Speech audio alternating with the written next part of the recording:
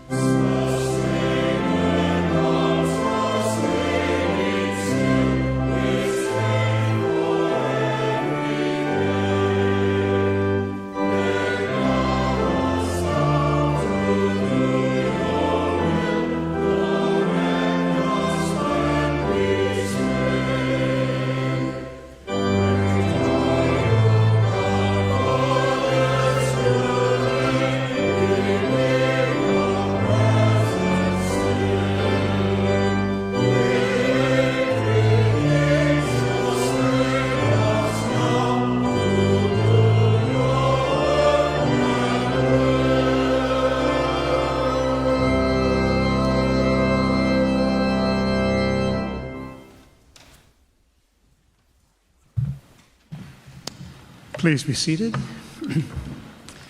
Welcome to every one of you. We're glad you're here, and it's good to be together. And whether you are joining us in person or online, you are part of this congregation this morning, and we join with you in this worship. We have a few announcements this morning. Particularly today is our next visioning session immediately after worship, and going on only until 1 o'clock.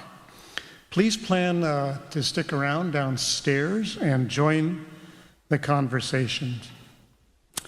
And Ted Hyatt has an announcement.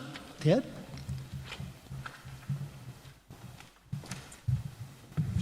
I'm speaking on behalf of the Portico Gate Committee.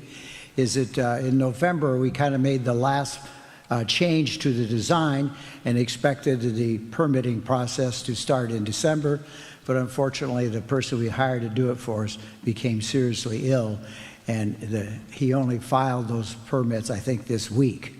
And so given that, probably the earliest we can expect a result would be in May, maybe early June.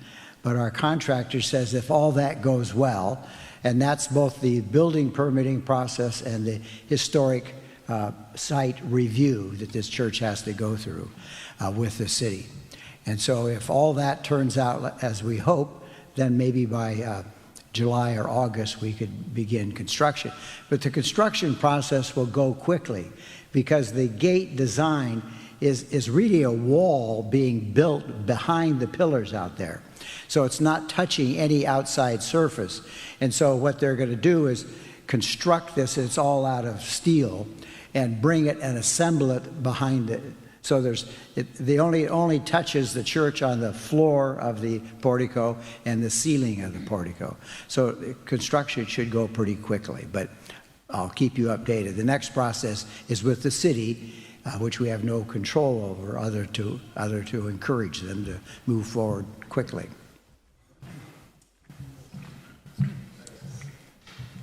Thank you, Ted. Not exactly Godspeed as a process, but we're moving forward, and that's very good. Now, will you please stand with me and greet one another with the peace of God.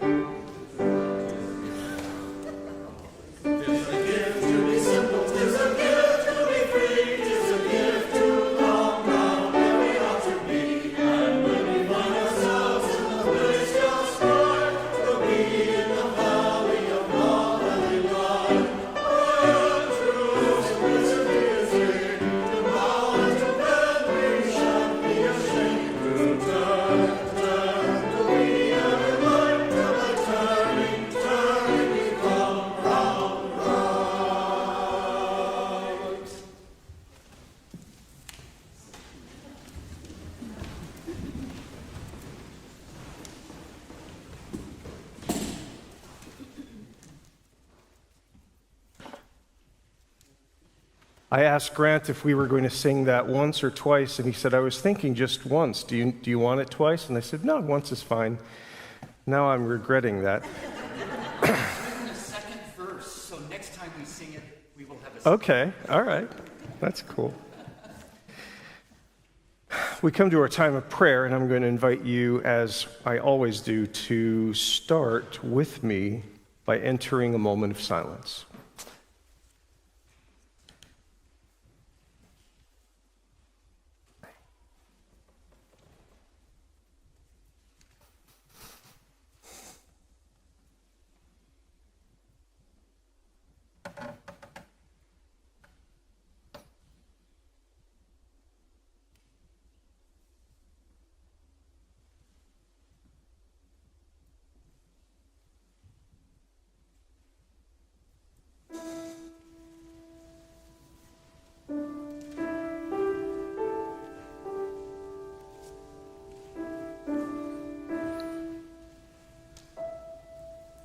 Now I'll invite you to take a long, steady, intentional breath.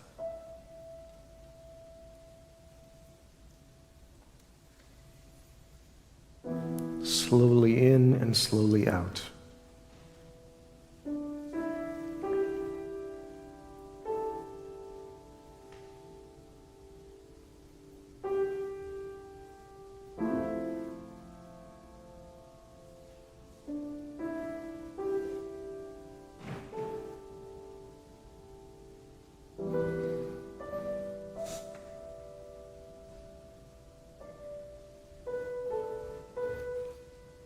King David said in one of the Psalms, I place the Lord continually in front of me.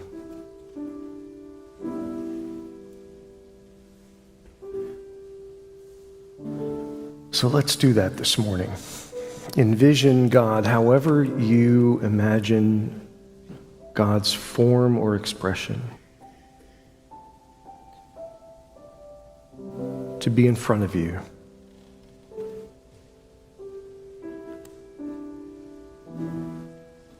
It might sound odd, but that is actually how God invites us to pray, to interact with God. Intimately, closely, vulnerably.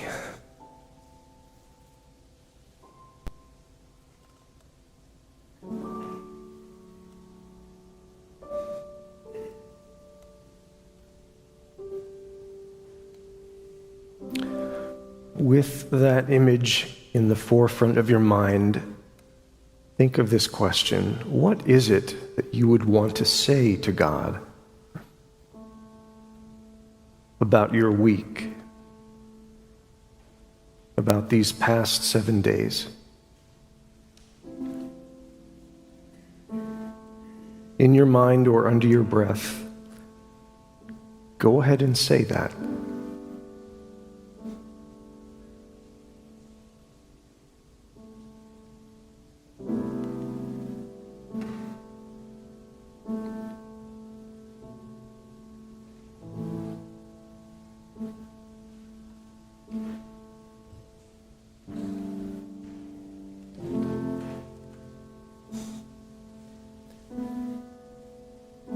What is it that you would want God to explain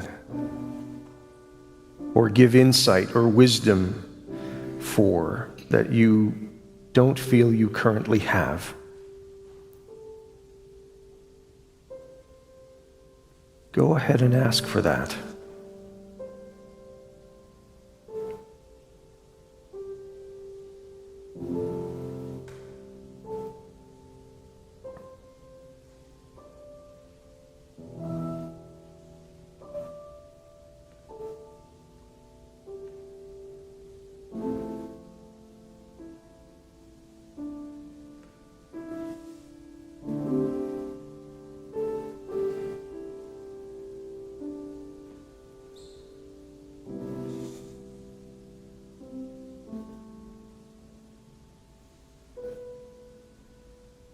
And what is it that you need from God that you perceive can only come from God and no one else?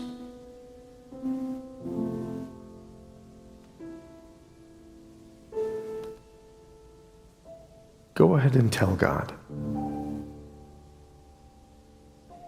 And listen for a response.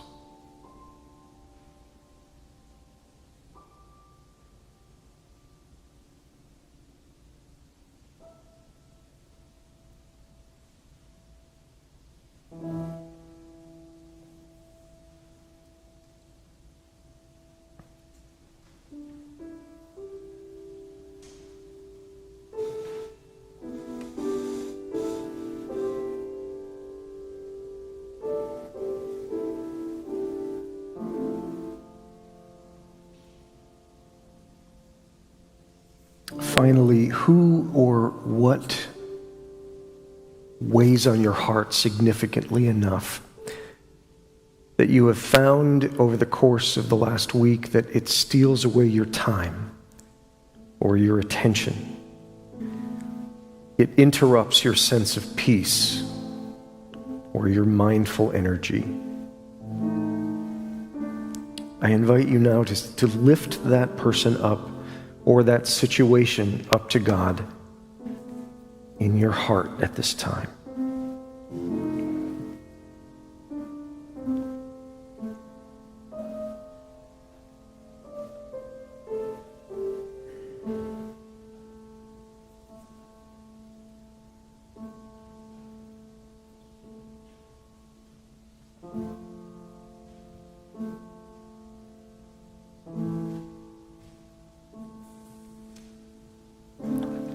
included in that intercession, we lift the family of Heidi Levy, who died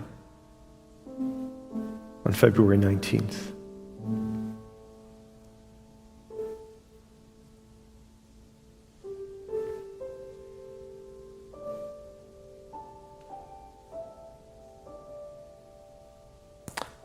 Let's now pray this morning's version of the Lord's Prayer together. Father, Mother, in the heavenly realm, your name sets you apart. May your reign arrive and your will be enacted, as in heaven, so on earth. Grant us the bread we need for today, and release us from our debts to you as we release others from theirs to us. Do not bring us toward temptation, and free us from evil. The realm, the strength, and all light are yours. Amen.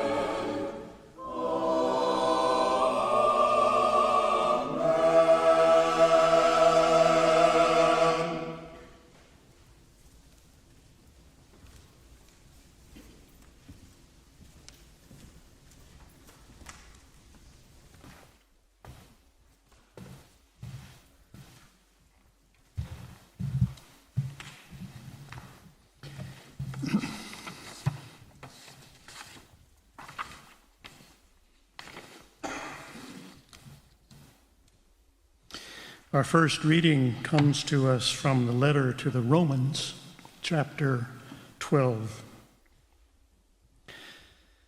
Therefore, I urge you, in view of God's mercy, to offer your bodies as a living sacrifice, holy and pleasing to God, for this is your true and proper worship. Do not conform to the pattern of this world, but be transformed by the renewing of your mind. Then you will be able to test and approve what God's pleasing and perfect will is. And then next we hear from St. Paul's second letter to the Corinthians, chapter 3. Therefore, since we have such a hope, we are very bold. We are not like Moses, who would put a veil over his face to prevent the Israelites from seeing the end of what was passing away. But their minds were made dull, for to this day the same veil remains when the Old Covenant is read. It has not been removed, because only in Christ is it taken away. Even to this day, when it is read, a veil covers their hearts. But when anyone turns to God, the veil is taken away. Now the Lord is Spirit, and where the Spirit of the Lord is, there is freedom. And we all who with unveiled faces contemplate God's glory are being transformed into that image with ever increasing glory, which comes from the Spirit. And finally, a thought from Bahamian pastor and author Miles Monroe. I think that the greatest gift God ever gave is not the gift of sight, but the gift of vision. Sight is a function of the eyes, but vision is a function of the heart. And here ends the readings for this morning.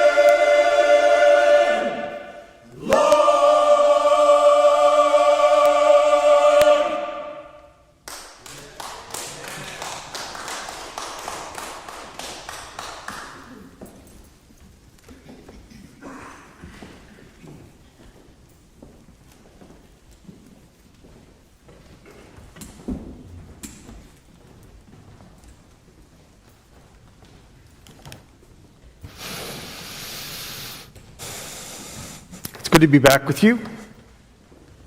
I trust you enjoyed Reverend Amato's time with you last week, as I'm sure you did Phil Owens the week before. You know, I appreciated Reverend Amato's message from last week. I watched it during the week about being a resurrected people. And it reminded me of a funeral that I did over a decade ago back in Boston. An elderly woman asked if she could have a full funeral service for her recently deceased husband. And what I mean by full is that it included having the casket in the sanctuary. And just to note, that is not common for New England Congregational churches. She told me that she and her husband had been married for over 50 years, that their marriage had been one of significant ups and downs, due mostly, at least according to her, to him being somewhat cantankerous much of the time during their marriage, and that he had actually died a few years before. But when the pallbearers began carrying the casket down the aisle, the one in the front ran into the arm of the front pew and dropped the casket on the floor. What happened next, she said, was nothing short of miraculous. Because when it landed on the floor, the lid popped open and her husband fell out, and for whatever reason, snapped back to life and took a deep breath. Everyone was astonished, and he lived for another 5 years until he passed away a second time, only a week before she was meeting with me. The day of the funeral, the casket was once again at the front of the church, and at the end of the service, the pallbearers, of course, picked it up and readied themselves to begin carrying it down the aisle. And as they did, I overheard the widow walk over to the front pallbearer and say, "Watch out for the front pew."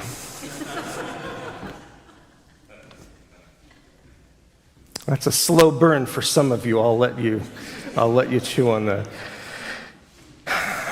I'd like to start today with a contemporary definition of the word transformation. Webster's dictionary defines it first among a long list of definitions as a change in form, appearance, nature, or character. Another rather interesting one on that list that unpacks that definition a bit more says the change in form or expression, but without a change in value. And I think I liked that the most of all the definitions that I saw. Oddly enough, the last inclusion in Webster's, this is true, on Webster's definition list, which totaled 9 different ones, was a woman's wig or hairpiece. And while I can't imagine how in the world that got on there, I thought, wow, this is kind of tangentially relevant to those of us who watch RuPaul's Drag Race.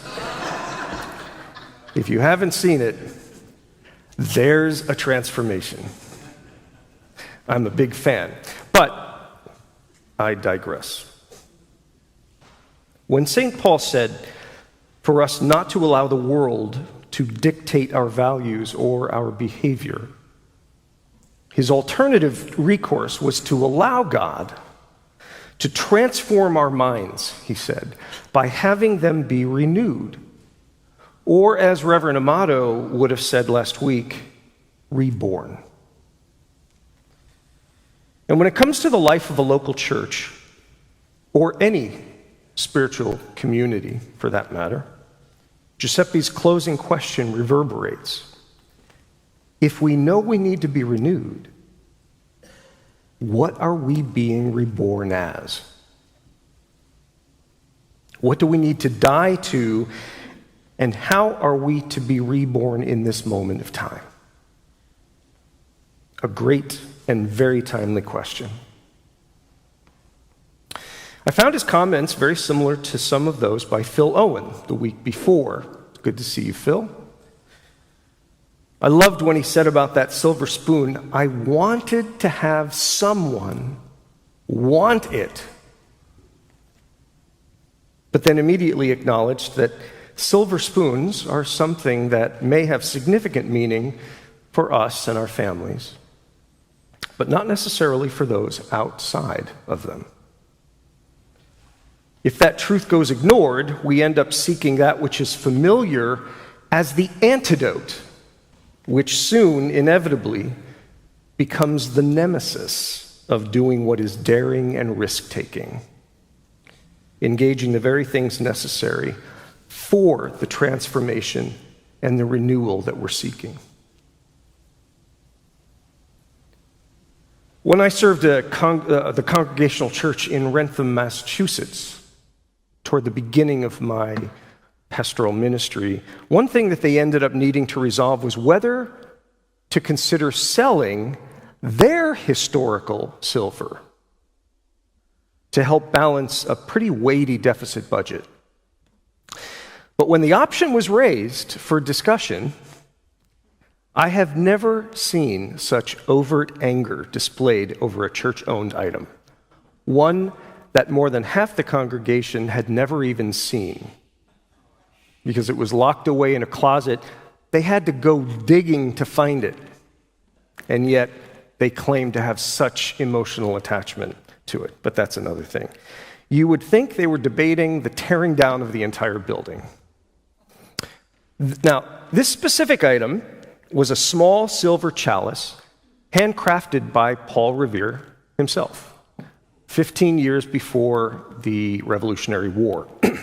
And because of the influence of generational families in Wrentham, including the daughters of the Mayflower, right there in town, there was a considerable amount of drama and conflict over whether to keep it or sell it. That situation was a literal application of Phil's silver spoon analogy.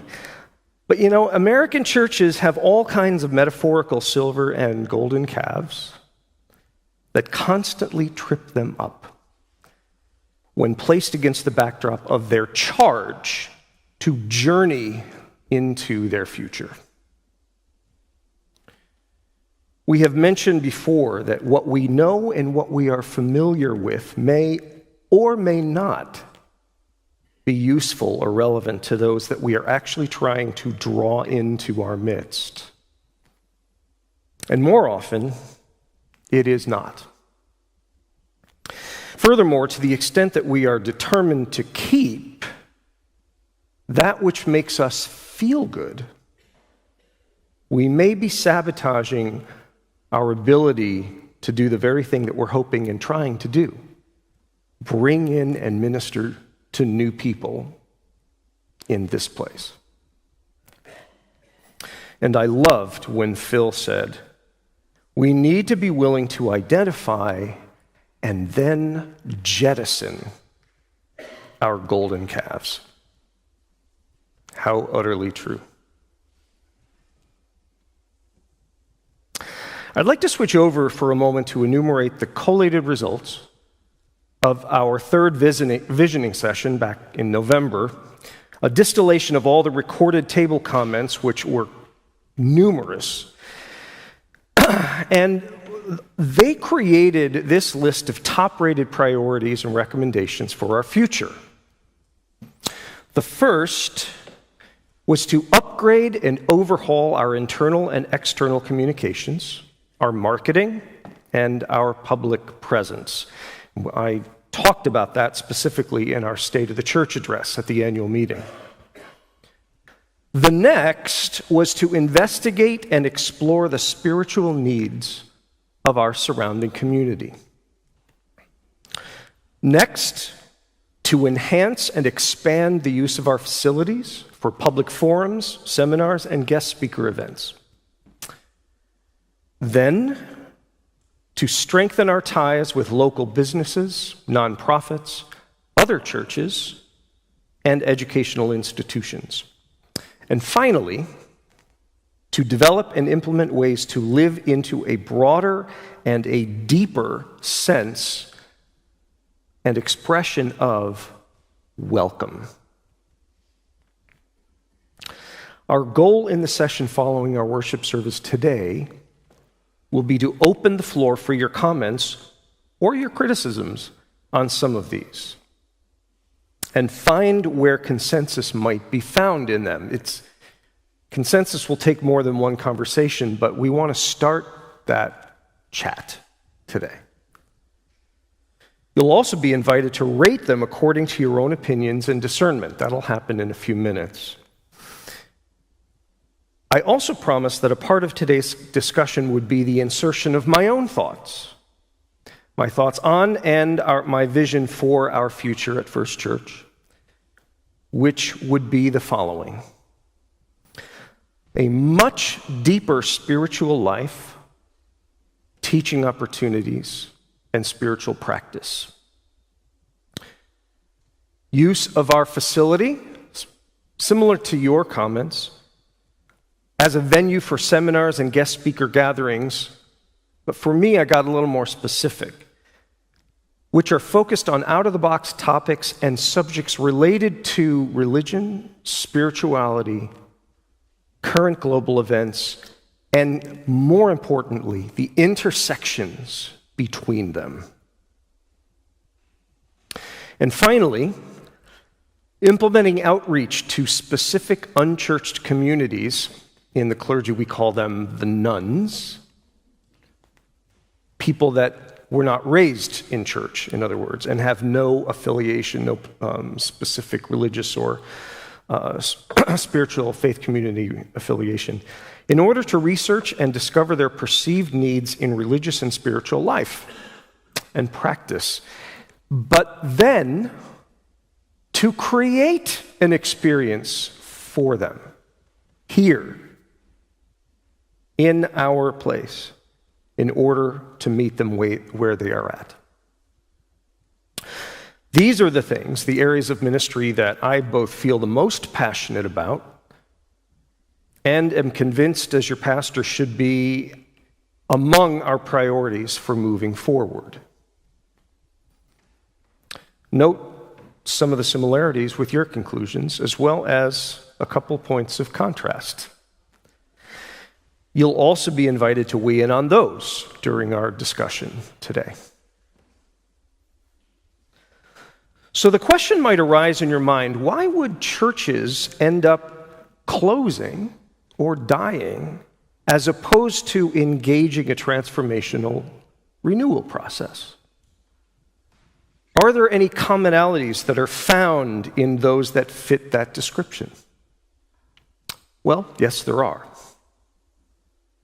With the generally acknowledged fact that churches across America are closing at an accelerated rate compared to generations before or even a few decades ago,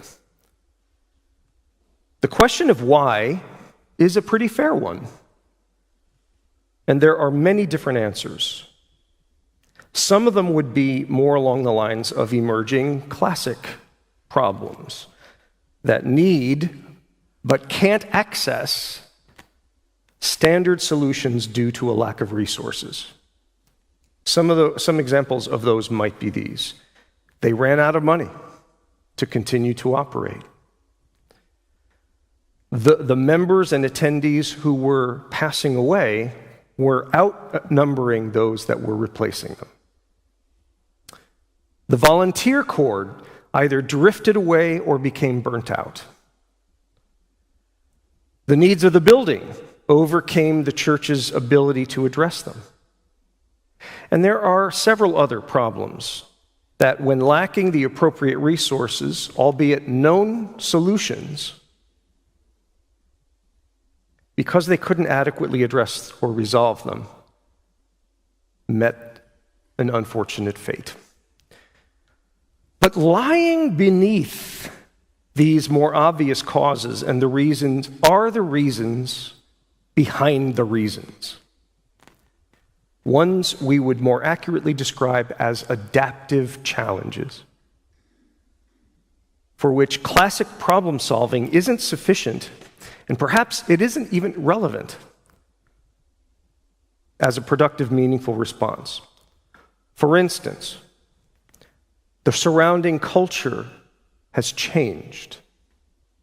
It's grown and expanded, evolving beyond the church's understanding or perhaps even awareness of it. And with that evolution, became disconnected from the values and traditions that the church deemed requisite or non-negotiable in order to function and recognize itself. A second reason would be that the faith practices that are meaningful to that local church fail to translate to the resonance of those that they're attempting to invite in, thus inhibiting any kind of substantial or notable growth. Phil Owen mentioned in his message a common outcome of that phenomenon, being that churches often think they're doing things well when they, in fact, are not, and may be self-deceived on those points. And it might be well worth asking ourselves, either today or in other conversations down the line, whether that might also be true of us. Power struggles between members of lay leadership or between them and the pastor are another sadly common reason for churches failing to successfully step forward into their future. The false sense of a vested ownership of the church in the minds of some of its leaders can knowingly or unknowingly upend real and needed transformation. Another cause can be internal conflict or unresolved systemic trauma stemming from previous chapters of the church's life that continue to interrupt its attempts to move on and move forward. That can even give new fuel and expression to that trauma or that conflict as the potential for renewal approaches, and actual transformation becomes a viable option. And it's in those cases, in my experience, that the primary issue becomes one of self-sabotage and is usually the result of congregational behavior and not necessarily the resident pastoral leadership, because the issues gaining new momentum typically far predate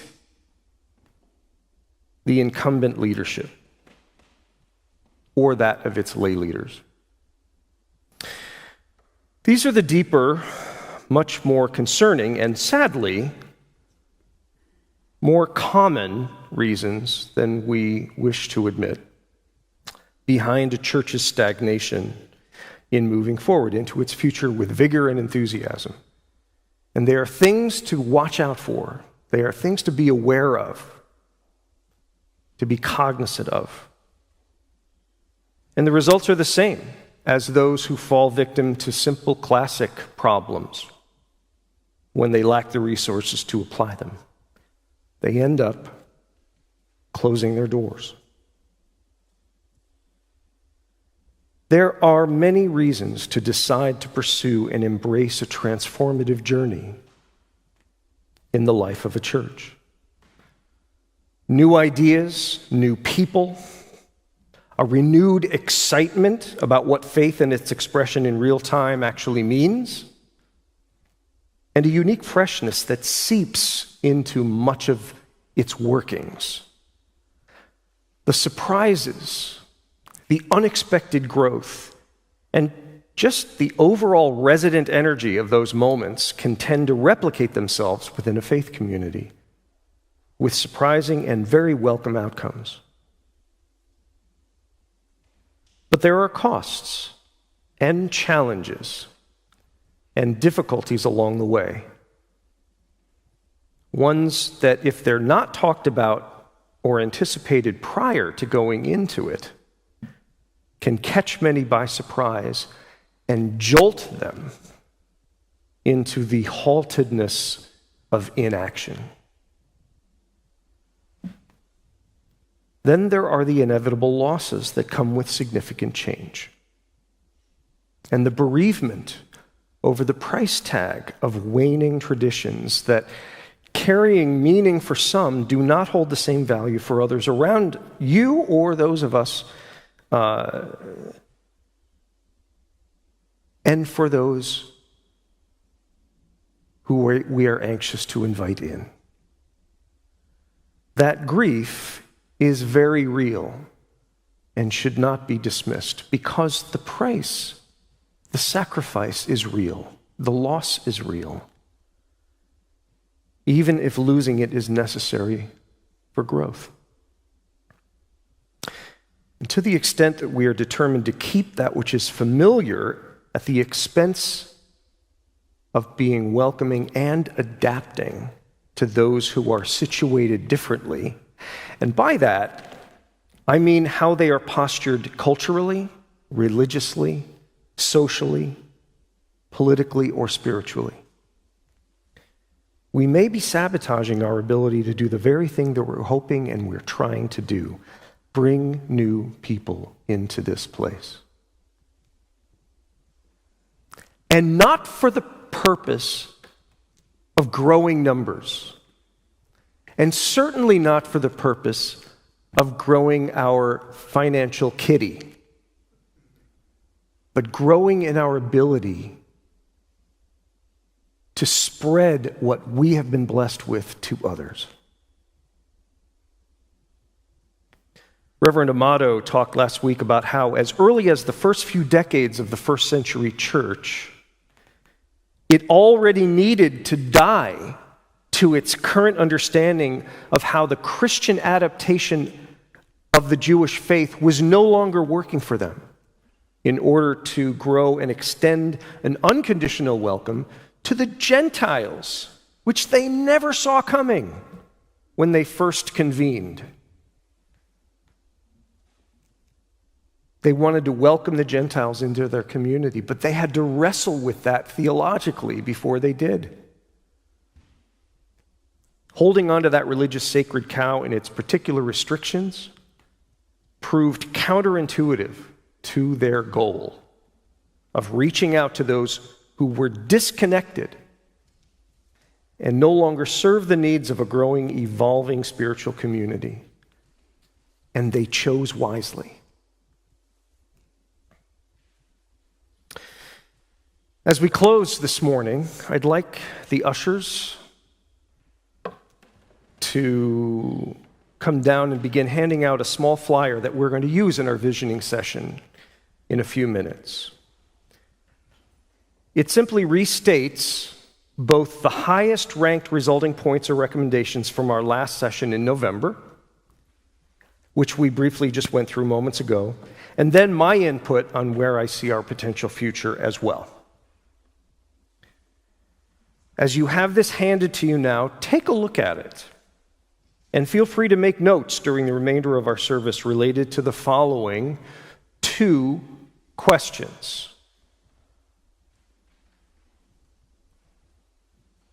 Question number 1, of the 5 highest ranked recommendations to pursue in or for our future, which is found on the front page of your flyer, which strikes you as the most important one? Which is number 1 for you? And then question 2, on the other side of the flyer, how do the ideas that I propose, containing my input for our vision in the future, how do they strike you personally? Where do they overlap, and where are they, perhaps, in your mind, in conflict with the congregation's notions? I want to see and I want you to hear from each other how you resonate with both your own conclusions and with mine. And that's where our conversation is going to go today. And I certainly hope that you plan to be a part of it. The blessing and the cost of transformation, both are quite real. Both are necessary. And both are inevitable if we are faithful to our calling as a faith community called to follow and imitate the love and the compassion of God to the world, to our world, and with Jesus as the primary example that we hold ourselves to. I look forward to seeing you downstairs.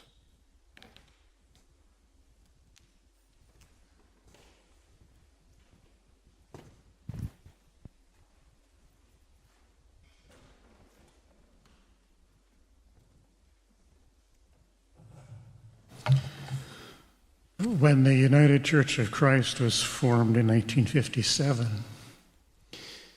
one of the first agendas before the new denomination, which was also one of the oldest denominations on the North American continent, we needed to write a statement of faith. And the statement of faith says, almost foreshadowing what Pastor Derek was calling us to this morning, the statement of faith says, you call us into your church to accept the cost and joys of discipleship, to be your servants in the service of others, to proclaim the gospel to all the world and resist the powers of evil. Accept the cost and joys of discipleship. We model that every week when we receive the offering. And whether you put anything in the plate or not, touch it either physically or mentally to remind yourself of what we share, the costs as well as the joys of transformation.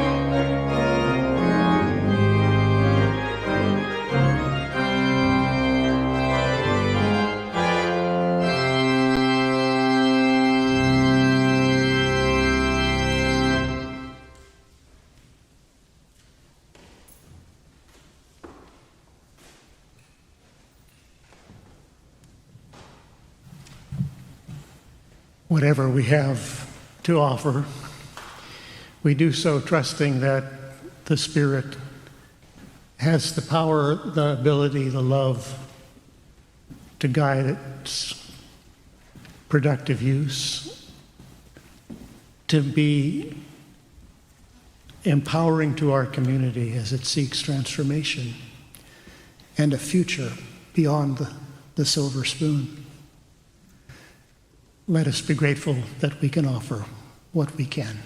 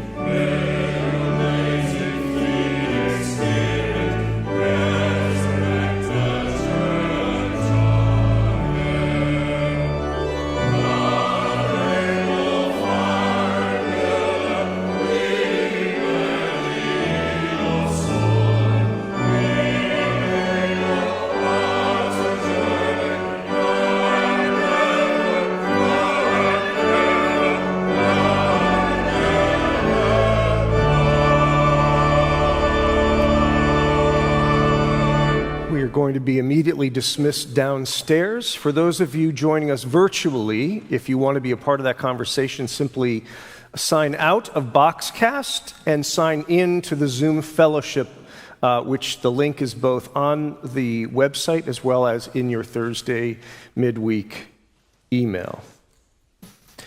Our benediction today was actually your call to worship last week, but reformatted. It's a quote, if you didn't recognize it, from Hillary Clinton. And let's move downstairs and prepare for our discussion with this statement in mind. It is often when night looks darkest, it is often before the fever breaks, that one senses the gathering momentum for change, when one feels that the resurrection of hope has arrived in the midst of despair and apathy. See you downstairs. Grab some coffee, and we'll begin in 5 minutes.